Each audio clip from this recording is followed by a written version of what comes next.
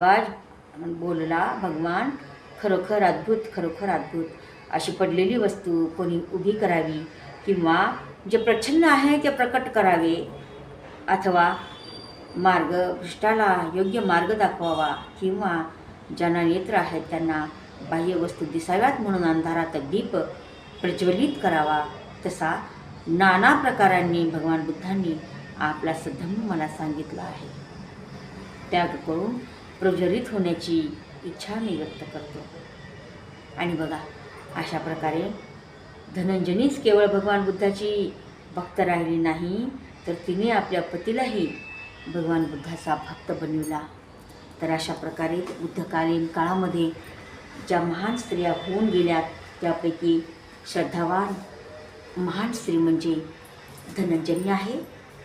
त्या धनंजयनीचा आपण सर्व महिलांनी आदर्श घेतला पाहिजे आणि आपली बुद्ध धम्म संघावर अगाध श्रद्धा ठेवली पाहिजे. साधू साधू साधू. नमो बुद्धाय.